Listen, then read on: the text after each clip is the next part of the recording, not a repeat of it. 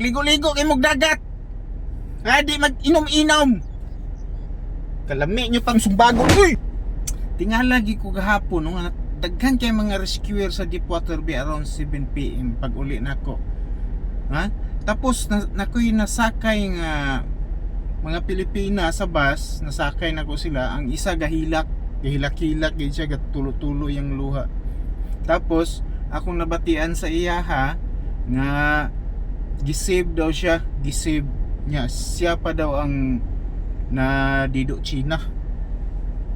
So tinuod to di ay ang nahitabo nga naay nalumos gahapon sa Deepwater Bay.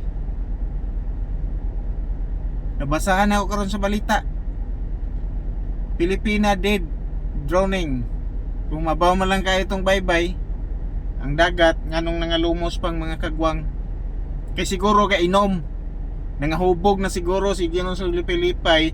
Abi siguro niya maayo na kasi ning mulangoy kay kuha na siya, nakainom na. So ano yung gawas ning ligo, bisag di kabalo mo langoy naligo. Katong nasakan ako sa bus mo toy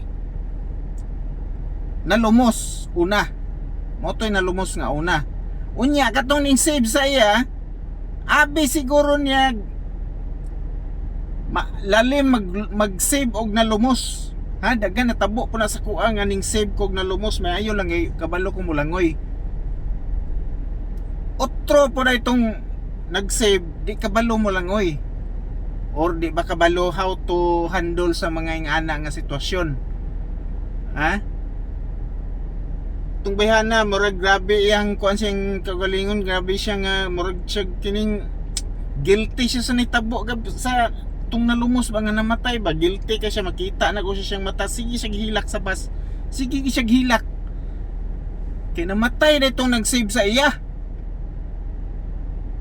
nga ani maguna matabuan na basta ang nalumos i-save ka ni mo na daghan kay natabuan na nga ang nag-save mo ang namatay kay ang nitabo mo gud na pag makahawid ng nalumos og mga unsay mahawiran nila buhok ba nimo rimuha bang kamot, birahon ka na niya pababa, birahon ka tapos pag abot mo sa baba tindak-tindakan ka na niya.